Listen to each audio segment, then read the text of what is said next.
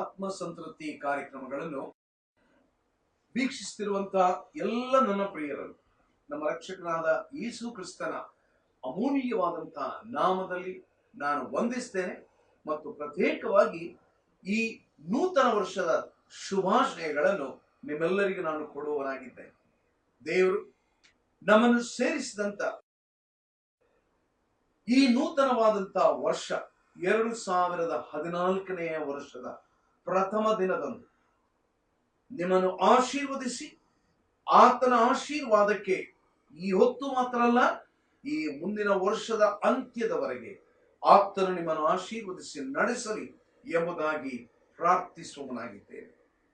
ಈ ದಿವಸ ಈ ಸಂದೇಶವನ್ನು ಕೇಳುವ ಮೊದಲು ನಮ್ಮ ತಲೆಗಳನ್ನು ದೇವರ ಸನ್ನಿಧಾನದಲ್ಲಿ ಬಾಗಿಸಿ ಪ್ರಾರ್ಥನೆ ಮಾಡುವ. ಭೂಮಿಯಾಕಾಶಗಳನ್ನು ನಿರ್ಮಾಣ ಮಾಡಿದ ಪರಲೋಕದ ನಮ್ಮ ತಂದೆಯಾದ ದೇವರೇ, ನಿನ್ನ ಮಹಾಕೃಪೆಯಿಂದ ನೀನು ನಮ್ಮನ್ನು ಒಂದು ವರ್ಷ ದಾಟಿಸಿ ನೂತನವಾದಂತಹ ವರ್ಷಕ್ಕೆ ಸೇರಿಸಿದ್ದಿ. 2013ನೇ ವರ್ಷ ದಾಟಿ ಹೋಯಿತು. 2014ನೆಯ ನೂತನ ವರ್ಷ ಅದರ ಹೊಸದಲ್ಲಿ ನಾವು ಈ ದಿವಸದಲ್ಲಿದ್ದೇವೆ. ನೀನು ನಮಗೆ ಮಾಡಿದ ಉಪಕಾರಗಳನ್ನು ನಾವು ಜ್ಞಾಪಕ ಮಾಡ್ತೇವೆ. ನಮ್ಮ ರಕ್ಷಕನಾದಂತಹ ಯೇಸು ಕ್ರಿಸ್ತನ ಮೂಲಕವಾಗಿ ನೀನು ನಮಗೆ ಅನುಗ್ರಹಿಸಿದಂತ ಎಲ್ಲ ಆಶೀರ್ವಾದಗಳನ್ನು ನಾವು ಈ ದಿವಸದಲ್ಲಿ ನೆನಪು ಮಾಡಿಕೊಳ್ಳುವುದು ಮಾತ್ರವೇ ಅಲ್ಲ, ನೀನು ನಮಗೆ ಸೇರಿಸಿದಂತ ಈ ನೂತನ ವರ್ಷದಲ್ಲಿ ನಾವು ನಿನಗೆ ಯೋಗ್ಯರಾಗಿ ಜೀವಿಸುವಂತೆ ಅನುಗ್ರಹಿಸು. ನಮ್ಮ ನಿನ್ನ ಹಸ್ತಗಳಿಗೆ ಕೊಟ್ಟಿದ್ದೇವೆ. ಕರ್ತನ ಈ ಕಾರ್ಯಕ್ರಮಗಳನ್ನು ವೀಕ್ಷಿಸುತ್ತಿರುವಂತ ಎಲ್ಲ ಪ್ರಿಯರನ್ನು ಆಶೀರ್ವದಿಸು. ಯೇಸು ಕ್ರಿಸ್ತನ ದಿವ್ಯ ನಾಮದಲ್ಲಿ ನಮ್ಮ ಪ್ರಾರ್ಥನೆಯನ್ನು ಕೇಳಿದ್ದಕ್ಕಾಗಿ ನಿನಗೆ ಸ್ತುತಿ, ಸ್ತೋತ್ರ, ಘನಮಾನ, ಮಹಿಮೆಗಳು ಉಂಟಾಗಲಿ ಕರ್ತನೆ. ಆಮೆನ್. ದೇವರು ತನ್ನ ಮಹಾಕೃಪೆಯಿಂದ ನಮ್ಮನ್ನು ಇನ್ನೊಂದು ವರ್ಷಕ್ಕೆ ಸೇರಿಸಿದ್ದಾನೆ. ನಾವು ನೂತನ ವರ್ಷಕ್ಕೆ ನಾವು ಬರುವಾಗ ನಾವು ಸಾಮಾನ್ಯವಾಗಿ ನಾವು ಹಳೆಯ ವಿಚಾರಗಳನ್ನು ನಮ್ಮ ಜ್ಞಾಪಕಕ್ಕೆ ತರುವಂತಹದ್ದು ಸ್ವಾಭಾವಿಕವಾಗಿದೆ. See, whenever we look back to the time past, ಕಳೆದು ಹೋದಂತ ಆ ಒಂದು ವರುಷ, ಕಳೆದು ಹೋದಂತ ನಮ್ಮ ಆಯುಷ್ಕಾಲ, ನಾವು ಅದನ್ನು ಜ್ಞಾಪಕಕ್ಕೆ ನಾವು ತೆಗೆದುಕೊಂಡು ಬರುವಂತಹ ವೇಳೆಯಲ್ಲಿ I am sure that our hearts are filled with thanksgiving. The very fact that we are in a new year fills our heart with thanksgiving. ನಮ್ಮ ಹೃದಯಗಳನ್ನು ನಿಜವಾದಂತ ಕೃತಜ್ಞತೆಯಿಂದ ಅದು ತುಂಬಿಸುವಂತಹದ್ದಾಗಿದೆ. ಯಾಕಂದರೆ ನನ್ನ ಪ್ರಿಯ ಸಹೋದರ ಸಹೋದರಿಯರ, ಈ ದಿವಸ ಅನೇಕರು ಈ 2014ನೇ ಜನವರಿಗೆ ನಾನು ಬಂದು ಮುಟ್ತೇನೆ ಅಂತ ನೆನೆಸಿರಬಹುದು, ಆದ್ರೆ ಈ ಲೋಕದಲ್ಲಿ ಅವರಿಲ್ಲ ಈಗ. ಆದ್ರೆ ದೇವರು ನಿನ್ನನ್ನು ಮತ್ತು ನನ್ನನ್ನು ಕಾಪಾಡಿದ್ದಾನೆ. ಆದ್ದರಿಂದ ಈ ದಿವಸ ಎರಡು ವಿಷಯ ನಿಮ್ಮ ಗಮನಕ್ಕೆ ನಾನು ತರ್ತೇನೆ. Let us remember the past and let us make a resolution. I would rather say make a revolution in the year 2014. ಕಳೆದ ವರ್ಷದಲ್ಲಿ ದೇವರು ನಮ್ಮನ್ನು ನಡೆಸಿದಂತ ವಿಧಾನಗಳನ್ನು ನಮ್ಮ ನೆನಪಿಗೆ ತಂದು ದೇವರಿಗೆ ಉಪಕಾರ ಸಲ್ಲಿಸೋಣ.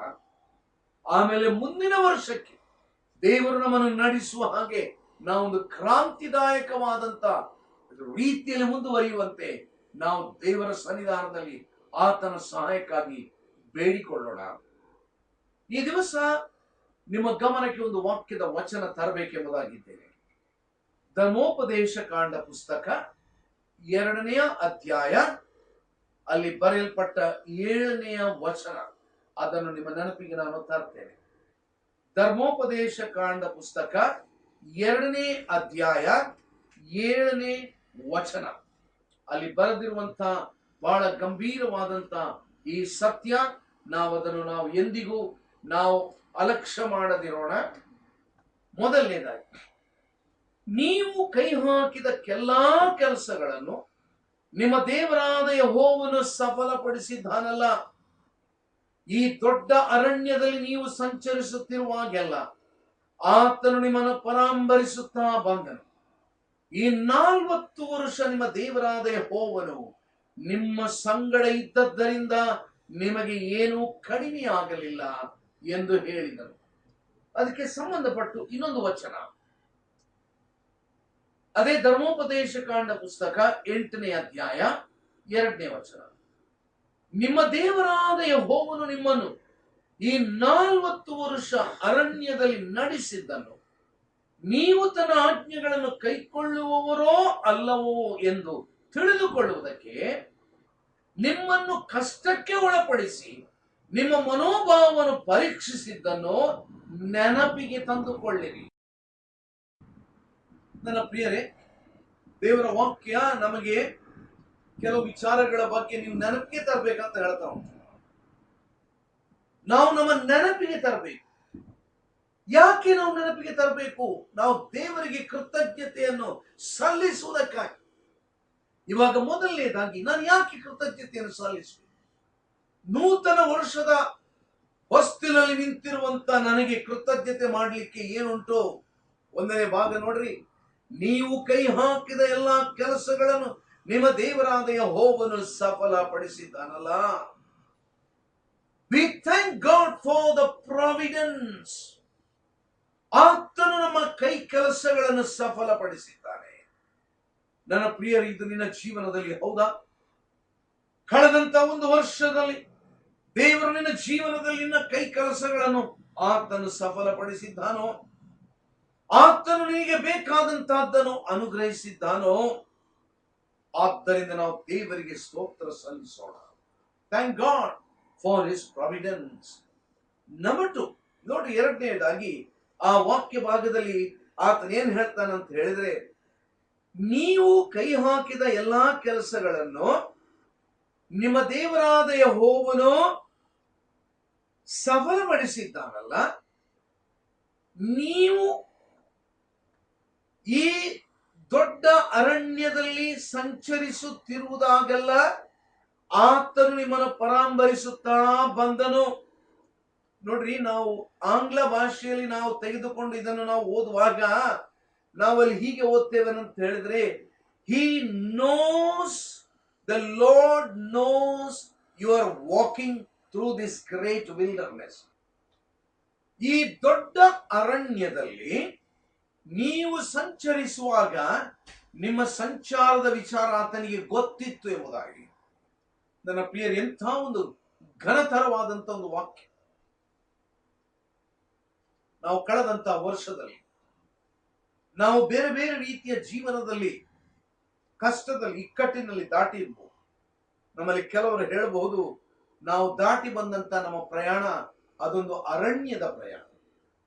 ಆದ್ರೆ ಒಂದು ವಿಷಯ, remember one thing, that God knows about it. ನೀವು ನೆನೆಸಬಹುದು, ದೇವರಿಗೆ ಗೊತ್ತಿಲ್ವಾ ಇದು? ದೇವರಿಗೆ ಗೊತ್ತುಂಟು. So what shall we thank God for? ನಾವು ಯಾವುದಕ್ಕಾಗಿ ದೇವರಿಗೆ ಸ್ತೋತ್ರ ಹೇಳೋಣ? I thank God for the perception of god.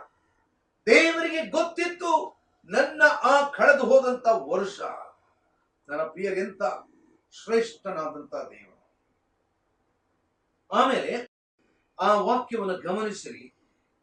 ಈ ದೊಡ್ಡ ಅರಣ್ಯದಲ್ಲಿ ನೀವು ಸಂಚರಿಸುವಾಗೆಲ್ಲ, ಈ ದೊಡ್ಡ ಅರಣ್ಯದಲ್ಲಿ ನೀವು ಸಂಚರಿಸುವಾಗೆಲ್ಲ, ಆಂಗ್ಲ ಭಾಷೆಯಲ್ಲಿ ಹೀಗೆ ಉಂಟು, ಹಿ ನೋಯತ್ ದೈ ವಾಕಿಂಗ್. Thank god. ಅವ್ರು ಓಡ್ಲಿಲ್ಲ, ಅವ್ರು ಕುಣಿಲಿಲ್ಲ, ಅವ್ರು ಕುಪ್ಪಳಿಸ್ಲಿಲ್ಲ, ಅವ್ರು ನಡ್ಕೊಂಡು ಹೋದ್ರಂತೆ. The Bible says they were walking. ನಾವು ನಡೆಯುವಾಗ ವೇಗವಾಗಿ ನಡೀಲಿಕ್ಕೆ ಆಗುವುದಿಲ್ಲ. ನಾವು ಸಾಧಾರಣವಾಗಿ ಮಂದಗತಿಯಲ್ಲಿ ನಡೀತೇವೆ. ನಾವು ಯಾಕೆ ನಡೆಯುವಂತಹದ್ದು? ಅನೇಕ ಸಾರಿ ನಮ್ಮ ಜರ್ನಿ, ನಮ್ಮ ಪ್ರಯಾಣ ಅದು ಬಹಳ ನಿಧಾನ. 2013ನೇ ಇಸ್ವಿ ಅದೇನು ಬಹಳ ನಿಧಾನವಾಗಿ ಹೋದ ಹಾಗೆ ಆಯ್ತು, ಅಥವಾ ಓಡಿದ ಹಾಗೆ ಆಯ್ತು. ಕೆಲವರು ಹೇಳ್ಬೋದು ಓಡಿದ ಹಾಗೆ, ಇನ್ನು ಕೆಲವರು ನೀವು ಹೇಳ್ತೀರಾ ಇಲ್ಲ ಬಹಳ ನಿಧಾನವಾಗಿ. ಅದು ವೇಗವಾಗಿ ಹೋಯ್ತು ಅಥವಾ ನಿಧಾನವಾಗಿ ಹೋಯ್ತು. But one thing is very clear, god had a plan for your life. ದೇವರು ಅವರು ನಡೆದಾಡಿಕೊಂಡು ಹೋಗುವಂತೆ ಮಾಡಿದ. ಇಸ್ರಾಯೇಲ್ಯರು ಅವರು 40 ವರ್ಷ ಆ ಅರಣ್ಯದಲ್ಲಿ ಹೋಗ್ಬೇಕಾಯ್ತು. It was God's plan. ನನ್ನ ಪ್ರಿಯರೇ, ನನಗೆ ಗೊತ್ತಿಲ್ಲ ನಿಮ್ಮ ಕಳೆದು ಹೋದಂತ ವರ್ಷದ ಅನುಭವ, ಅದು ಕಷ್ಟದ ಅನುಭವವೋ, ದುಃಖದ ಅನುಭವವೋ, ಸಂತೋಷದ ಅನುಭವವೋ, ಕುಪ್ಪಳಿಸುವಂತ ಅನುಭವವೋ, ಓಡುವಂತ ಒಂದು ಅನುಭವವೋ, ಅಥವಾ ನಡೆದಾಡುವಂತ ಅನುಭವವೋ, whatever may be your experience, may I tell you, thank God for God's plan. ದೇವರ ಯೋಜನೆಗಳಿಗಾಗಿ ನಾವು ದೇವರಿಗೆ ಸ್ತೋತ್ರವನ್ನು ಸಲ್ಲಿಸಬೇಕು. God had a plan concerning your life. ಆಮೇಲೆ ನೋಡ್ರಿ, ಆ ವಾಕ್ಯ ಏನ್ ಹೇಳ್ತದೆ ಅಂತ ಹೇಳಿದ್ರೆ, ನಾವು ಓದಿದಂತ ವಾಕ್ಯ, ಈ ದೊಡ್ಡ ಅರಣ್ಯದಲ್ಲಿ ನೀವು ಸಂಚರಿಸುವಾಗೆಲ್ಲ, ಎಲ್ಲಿ ಸಂಚಾರ ಮಾಡಿದ್ರಂತೆ? ಈ ಅರಣ್ಯದಲ್ಲಿ, ಥ್ರೂ ದಿಸ್ ಗ್ರೇಟ್ ವಿಲ್ಡರ್ನೆಸ್. ನಾವು ವಿಲ್ಡರ್ನೆಸ್ ಅಥವಾ ಅರಣ್ಯ ಎಂಬುದಾಗಿ ಹೇಳುವಾಗ ಕಲ್ಲು ಮುಳ್ಳು ಇರತಕ್ಕಂತ ಒಂದು ಸ್ಥಳ. ನನ್ನ ಪ್ರಿಯ, ನಿಮ್ಮ ಜೀವನದಲ್ಲಿ ಅನೇಕರ ಬಾಳ್ವೆಯಲ್ಲಿ ನೀವು ಹೇಳಬಹುದು 2013ನೇ ಇಸ್ವಿ ಅದು ಕಲ್ಲು ಮುಳ್ಳಿನಿಂದ, ಕಣ್ಣೀರಿನಿಂದ, ದುಃಖದಿಂದ ದಾಟಿದಂತಹ ದಿನಗಳಾಗಿತ್ತು. ಆದ್ರೆ ಒಂದು ವಿಷಯ ನಾನು ಹೇಳಿಯ, ದೇವರಿಗೆ ನಿನ್ನ ಜೀವನದ ಕುರಿತಾಗಿ ಒಂದು ಉದ್ದೇಶ ಇತ್ತು. ದೇವರಿಗೆ ಉದ್ದೇಶ ಇತ್ತು. ನೋಡ್ರಿ, ನಾವು 8ನೇ ಅಧ್ಯಾಯದಲ್ಲಿ ನಾವು ನೋಡಿದ್ದು, ನಿಮ್ಮ ದೇವರಾದ ಯೆಹೋವನು 40 ವರ್ಷ ಅರಣ್ಯದಲ್ಲಿ ನಡೆಸಿದ್ದನ್ನು ನೀವು ತನ್ನ ಆಜ್ಞೆಗಳನ್ನು ಕೈಕೊಳ್ಳುವವರೋ ಅಲ್ಲವೋ ಎಂದು ತಿಳಿದುಕೊಳ್ಳುವುದಕ್ಕೆ ನಿಮ್ಮನ್ನು ಕಷ್ಟಕ್ಕೆ ಒಳಪಡಿಸಿದ. ನನ್ನ ಪ್ರಿಯರೇ, ಒಂದು ವೇಳೆ ಈ ದಿವಸ 2014ನೇ ವರ್ಷದ ಪ್ರಥಮ ದಿನದಲ್ಲಿ ನಾವು ಹಿಂದಕ್ಕೆ ನೋಡುವಾಗ, ಅಯ್ಯೋ ದೇವರೇ, ಎಷ್ಟು ಕಷ್ಟದ ಒಂದು ವರ್ಷವಾಗಿತ್ತು, ಎಷ್ಟು ಕಷ್ಟ ನಷ್ಟಗಳ ಮಧ್ಯದಲ್ಲಿ ನಾನು ದಾಟಿ ಬಂದೆನಲ್ಲ ಎಂಬಂತ ಒಂದು ಆಲೋಚನೆ ಉಂಟು. May I tell you one thing, God had a purpose, God will have a purpose. ಇವಾಗ ಆತನು ಹೇಳ್ತಾನೆ, ಯಾಕೆ ನಮ್ಮನ್ನು ಅನೇಕ ಸಾರಿ ದೇವರು ಕಷ್ಟಕ್ಕೆ ಒಳಪಡಿಸ್ತಾನೆ? ಯಾಕೆ ಒಳಪಡಿಸ್ತಾನೆ? ಯಾಕೆ ಒಳಪಡಿಸ್ತಾನೆ? ವಾಕ್ಯದಲ್ಲಿ ಉತ್ತರ ಉಂಟದಕ್ಕೆ. ಏನಂತೆ? ನೀವು ತನ್ನ ಆಜ್ಞೆಗಳನ್ನು ಕೈಕೊಳ್ತೀರೋ ಇಲ್ಲವೋ ಎಂಬುದನ್ನು ತಿಳಿದುಕೊಳ್ಳಿಕ್ಕೆ ನಿಮ್ಮನ್ನು ಕಷ್ಟಕ್ಕೆ ಒಳಪಡಿಸಿ ನಿಮ್ಮ ಮನೋಭಾವವನ್ನು ಪರೀಕ್ಷಿಸಿದ್ದಾನೆ. ನನ್ನ ಪ್ರಿಯರೇ, what great purpose that god had. ದೇವರು ನಿಮ್ಮ ಜೀವನದಲ್ಲಿ ಇಟ್ಟಂತ ಉದ್ದೇಶ, ದ ಗ್ರೇಟ್ ಪರ್ಪಸ್. ನಮ್ಮಲ್ಲಿ ಕೆಲವರು ಕಷ್ಟದ ಹಾದಿಯಲ್ಲಿ ನಾವು ದಾಟಿದೆವು. But don't think that God had no purpose. God has a purpose. ದೇವರ ಉದ್ದೇಶ, ನಾವು ಆತನ ದಾರಿಯಲ್ಲಿ ನಾವು ನಡೆಯಬೇಕು. ಆಮೇಲೆ ನೋಡ್ರಿ, ಆ ವಾಕ್ಯ ಮುಂದಕ್ಕೆ ಓದುವಾಗ ಏನು ಉಂಟಲ್ಲಿ 7ನೇ ವಚನ, ಈ 40 ವರ್ಷ ನಿಮ್ಮ ದೇವರಾದ ಯೆಹೋವನು ನಿಮ್ಮ ಸಂಗಡ ಇದ್ದು. ಎಷ್ಟು ವರ್ಷ ಅಂತೆ? ಎಷ್ಟು ವರ್ಷ? 40 ವರ್ಷ. ಓಹೋ, ನಮ್ಮಲ್ಲಿ ಕೆಲವರು ನೀವು ಹೇಳ್ತೀರ ನೋಡಿ, ಸಹೋದರರೇ 40 ವರ್ಷ ಬಿಡ್ರಿ, 1 ವರ್ಷ ನಮಗೆ 40 ವರ್ಷದಾಗ ಆಗೋಗಿತ್ತು. ಬಹಳ ದೀರ್ಘವಾದಂತ ಒಂದು ಕಾಲದ ಹಾಗೆ ಆಗಿತ್ತು. ನನ್ನ ಪ್ರಿಯರೇ, ಒಂದು ಆಲೋಚನೆ ಮಾಡ್ರಿ, ಈ ದೀರ್ಘವಾದಂತ ಈ ಅವಧಿಯಲ್ಲಿ ಯಾವ ರೀತಿಯಲ್ಲಿ ಒಂದು ವೇಳೆ ನಾವಿದ್ದೆವು? ಯಾವ ರೀತಿಯಲ್ಲಿ ದೀರ್ಘಕಾಲದವರೆಗೆ ದೇವರು ಹಾಗಾದರೆ ನಿಮ್ಮನ್ನು ಸಹಿಸಿಕೊಂಡ? ಆಲೋಚನೆ ಮಾಡಿ. 2013ನೇ ಜನವರಿ 1ರಿಂದ 2013 ಡಿಸೆಂಬರ್ 31ನೇ ತಾರೀಕಿನವರೆಗೆ ನೀವು ಯಾವ ರೀತಿಯಲ್ಲಿ ದೇವರ ಸನ್ನಿಧಾನದಲ್ಲಿ ಜೀವನ ಮಾಡಿದ್ರಿ? 365 ದಿವಸಗಳು ದೇವರಿಗೆ ಯೋಗ್ಯರಾಗಿ ಜೀವಿಸಿದ್ರೋ? ಖಂಡಿತವಾಗಿರ್ಲಿಕ್ಕಿಲ್ಲ. 365 ದಿವಸ ಯಾವ ಪಾಪ ಮಾಡದೆ ಜೀವಿಸಿದ್ರೋ? ಖಂಡಿತವಾಗಿ ಇರ್ಲಿಕ್ಕಿಲ್ಲ. 365 ದಿವಸ ದೇವರಿಗೆ ಸಂತೋಷ ಪಡಿಸುವವರಾಗಿ ಜೀವಿಸಿದ್ರೋ? ಖಂಡಿತವಾಗಿ ಇರ್ಲಿಕ್ಕಿಲ್ಲ. 365 ದಿವಸಗಳ ಕಾಲ ಬಹಳ ಒಳ್ಳೆಯ ಒಂದು ಜೀವನವನ್ನು ಮಾಡಿದ್ರೋ? ಖಂಡಿತವಾಗಿ ಇರ್ಲಿಕ್ಕಿಲ್ಲ. But thank God, In spite of your sin and disobedience, God was patient with you. ಹೌದಾ? ದೇವರು ನಿಮ್ಮ ಕುರಿತಾಗಿ ತೋರಿದ ತಾಳ್ಮೆ ಎಷ್ಟು ದೊಡ್ಡದು. What a great God, a God of patience. ಎಷ್ಟು ತಾಳ್ಮೆ ತೋರಿಸಿದ, ಎಷ್ಟರ ಮಟ್ಟಿಗೆ ಸಹಿಸಿಕೊಂಡ.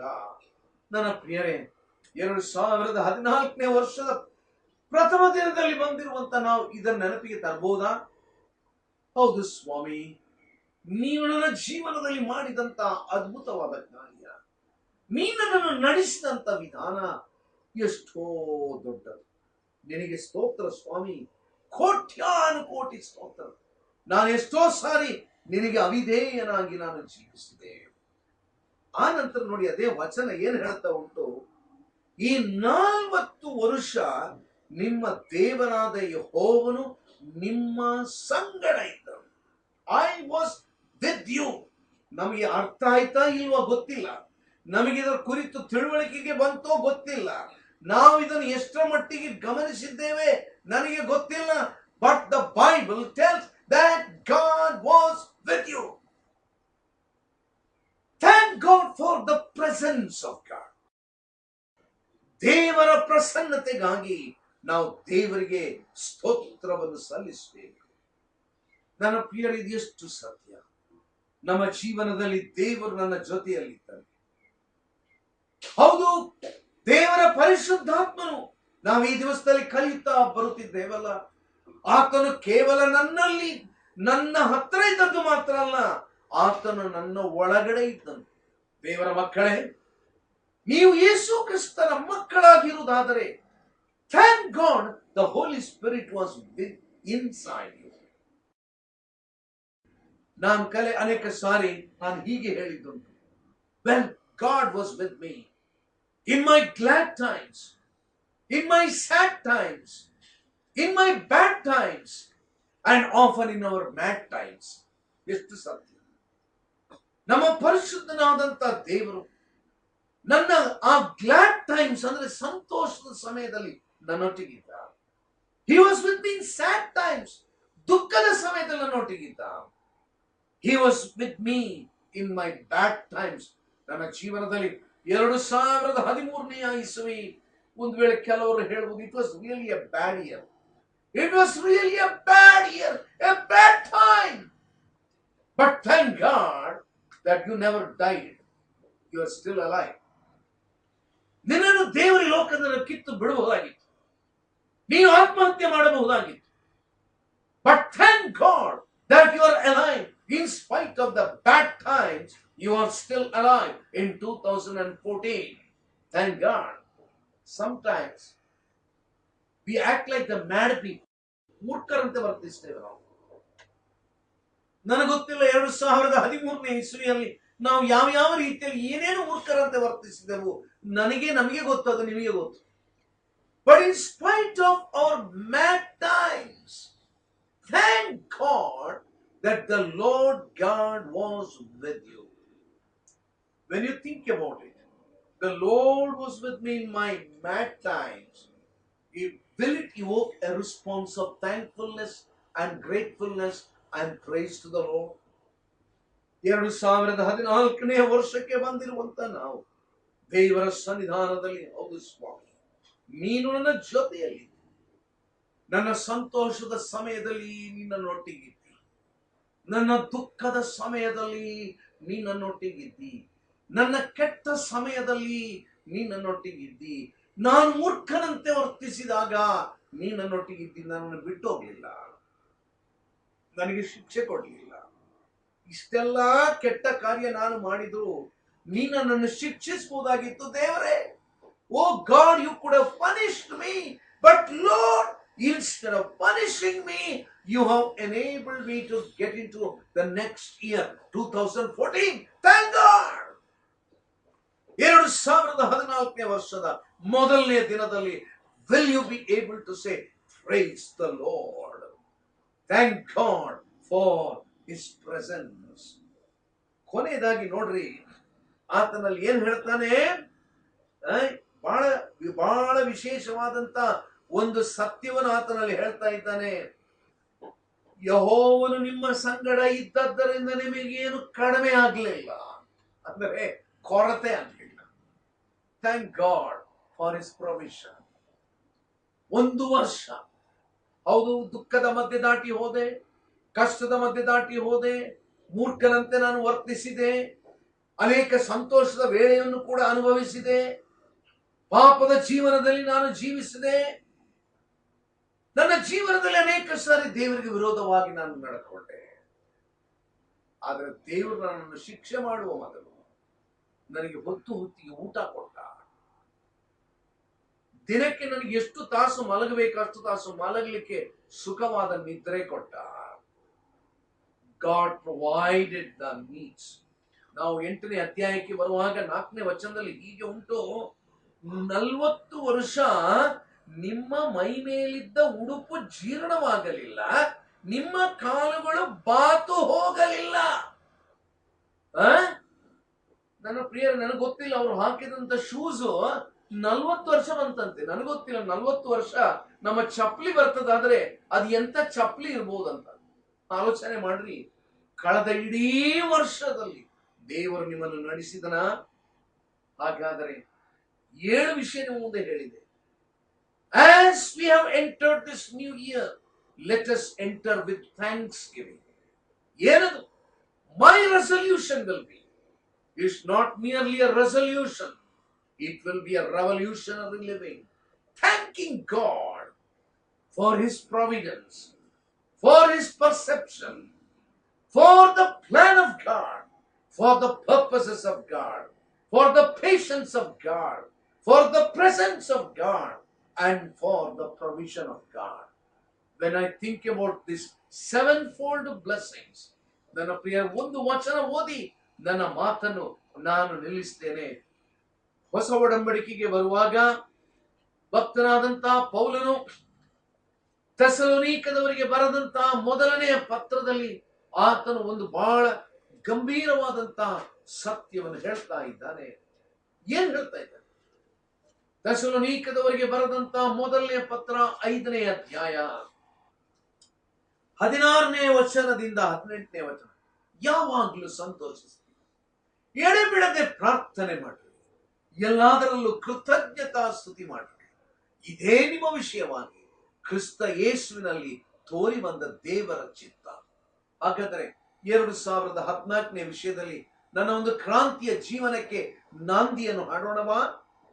2014ನೇ ವರ್ಷದ ಪ್ರಾರಂಭದ ದಿನದಲ್ಲಿ ನಾನು ಈ ಒಂದು ತೀರ್ಮಾನವನ್ನು ಮಾಡಲು, ಏನ್ ತೀರ್ಮಾನ? ಯಾವಾಗ್ಲೂ ಸಂತೋಷಿಸ್ತೇನೆ. 2014ನೇ ಈ ಜನವರಿ ತಿಂಗಳ 1ನೇ ದಿನದಲ್ಲಿ ಮಾತ್ರ ಅಲ್ಲ, ಡಿಸೆಂಬರ್ 31ನೇ ದಿವಸದವರೆಗೂ ಸಂತೋಷಿಸ್ತೇನೆ. ಎಡೆಬಿಡದೆ ಪ್ರಾರ್ಥಿಸ್ತೇನೆ. ಪ್ರಾರ್ಥನಾ ಜೀವನ, ಎಲ್ಲದರಲ್ಲಿಯೂ ಕೃತಜ್ಞತಾ ಸ್ತುತಿಯನ್ನು ಮಾಡ್ತೇನೆ. ಯಾಕೆ ಗೊತ್ತುಂಟ? ಇದು ದೇವರು ನಿನ್ನ ಜೀವನದಲ್ಲಿ ಇಟ್ಟಂತ ಆತನ ಪರಮ ಉದ್ದೇಶ. This is God's will for you in 2014. 2014ನೇ ವರ್ಷದಲ್ಲಿ ದೇವರು ನಿನ್ನ ಜೀವನದಲ್ಲಿ ಇಟ್ಟಂತ ಆತನ ಚಿತ್ತಕ್ಕೆ ಒಳಗಾಗಿ ಜೀವಿಸುವಂತೆ ದೇವರು ನಿನ್ನನ್ನು ಆಶೀರ್ವದಿಸಲಿ. ನಮ್ಮ ತಲೆಗಳನ್ನು ಬಾಗಿಸಿ ಪ್ರಾರ್ಥಿಸೋಣ. ಭೂಮಿಯಾಕಾಶಗಳನ್ನು ನಿರ್ಮಾಣ ಮಾಡಿದ ಪರಲೋಕದ ತಂದೆಯಾದ ದೇವರೇ, ನೀ ನಮಗೆ ಕೊಟ್ಟಂತ ನಿನ್ನ ಜೀವವುಳ್ಳ ವಾಕ್ಯ, ಈ ನೂತನ ವರ್ಷದಲ್ಲಿ ನಮಗೆ ಕೊಟ್ಟ ಪ್ರೋತ್ಸಾಹ, ಇದಕ್ಕಾಗಿ ನಿನಗೆ ಸ್ತೋತ್ರ. ಹೌದು ಸ್ವಾಮಿ, ನಮ್ಮ ಕ್ರೈಸ್ತ ಜೀವನದಲ್ಲಿ ದೇವರೇ, ನಾವು ಕೇವಲ ನಿನ್ನ ವಾಕ್ಯವನ್ನು ಕೇಳುವವರು ಮಾತ್ರವೇ ಅಲ್ಲ, ನಿನ್ನನ್ನು ನಾವು ಸ್ತುತಿಸುವವರು ಮಾತ್ರವೇ ಅಲ್ಲ, ನಿನ್ನ ಚಿತ್ತವನ್ನು ತಿಳ್ಕೊಂಡು ನಿನಗೆ ಒಳಗಾಗಿ ಜೀವಿಸುವಂತೆ ಕೃಪೆ ಮಾಡು. ಈ ವಾಕ್ಯಗಳನ್ನು ಕೇಳಿದಂತ ಈ ಪ್ರಿಯ ವೀಕ್ಷಕರು ನೀನು ಆಶೀರ್ವದಿಸು. ಅವರ ಜೀವನದಲ್ಲಿ ಏನಾದರೂ ಪ್ರಶ್ನೆಗಳಿದ್ದಲ್ಲಿ ನೀನು ಅವರಿಗೆ ಸಮರ್ಪಕವಾದ ಉತ್ತರವನ್ನು ಅನುಗ್ರಹಿಸು. ನಿನ್ನನ್ನು ಪ್ರೀತಿ ಮಾಡಿ ನಿನಗೆ ಒಳಗಾಗಿ ಜೀವಿಸುವಂತೆ ಅನುಗ್ರಹಿಸಬೇಕೆಂಬುದಾಗಿ ಪ್ರಾರ್ಥಿಸ್ತೇವೆ. ನಮ್ಮ ಪ್ರಾರ್ಥನೆಯನ್ನು ಯೇಸು ಕ್ರಿಸ್ತನ ಅಮೂಲ್ಯವಾದ ನಾಮದಲ್ಲಿ ಲಾಲಿಸಿದ್ದಕ್ಕಾಗಿ ನಿನಗೆ ಸ್ತುತಿ, ಸ್ತೋತ್ರ, ಘನಮಾನ, ಮಹಿಮೆಗಳು ಉಂಟಾಗಲಿ. ಆಮೆನ್. ಇನ್ನೊಂದು ಆವರ್ತಿ ನೂತನ ವರ್ಷದ ಶುಭಾಶಯವನ್ನು ನಿಮಗೆ ಹೇಳುತ್ತಾ ನನ್ನ ಮಾತನ್ನ ನಿಲ್ಲಿಸ್ತೇನೆ. ನಿಮ್ಮಲ್ಲಿ ಏನಾದರೂ ಪ್ರಶ್ನೆಗಳಿದ್ದರೆ ನನಗೆ ಕರೆ ಮಾಡ್ರಿ, ನಿಮ್ಮ ಜೊತೆಯಲ್ಲಿ ನಾನು ಮಾತನಾಡ್ತೇನೆ. ದೇವರ ವಾಕ್ಯದ ಆಧಾರದಿಂದ ದೇವರ ಸತ್ಯಗಳು ನಿಮಗೆ ತಿಳಿಯಪಡಿಸ್ತೇನೆ. May God bless you. Wish you a happy new year in 2014.